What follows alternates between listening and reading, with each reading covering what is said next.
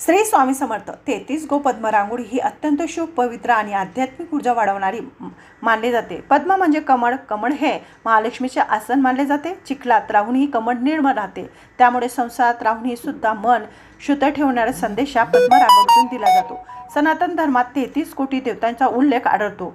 12 आदित्य, 11 रुद्र, 8 वसु, 2 अश्विनी कुमार या सर्व देवी शक्तीचा आमंत्रण देणारे प्रतीक म्हणजे 33 पद्म।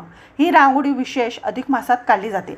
अधिक मास श्रावण महिना, शुक्रवारी, अमावस्या, पौर्णिमा, दीपावली, लक्ष्मीपूजन या दिवशी काढणे अत्यंत शुभ मानले गेलेले आहे।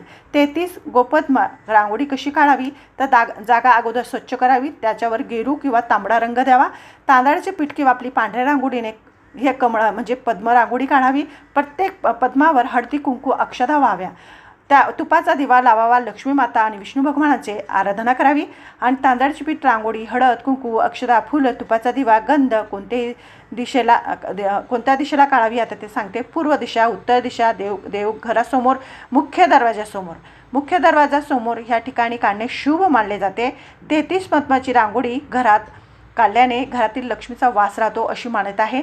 सकारात्मक ऊर्जा वाढते, नकारात्मक शक्ती कमी होते, आर्थिक अडचणी दूर होण्यास मदत होतात, घरात सुख शांती नांदते, मन शांत राहते आणि प्रसन्न राहते, पितृदोष कमी होण्यास मदत होते आणि व्यवसाय अडथळे कमी होण्यास मदत होते। रोज काढावी का तर हो, शक्य असल्यास तुम्ही रोज सुद्धा काढू शकतात।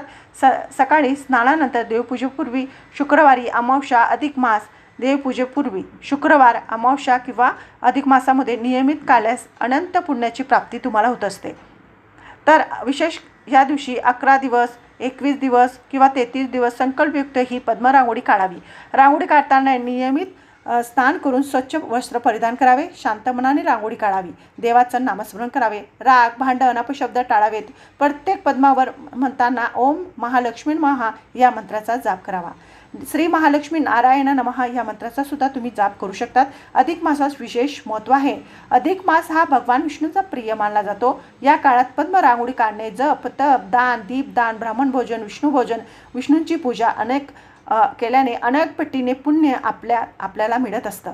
स्त्रियांसाठी विशेष महत्त्व म्हणजे अनेक सुवासिनी स्त्रियांसाठी घरातील सुख समृद्धी, पतीचे आयुष्य, मुलांचे कल्याण, घरातील शांतता यासाठी प्रत्येकी शुक्रवारी 33 पद्म रांगोळी काढावी।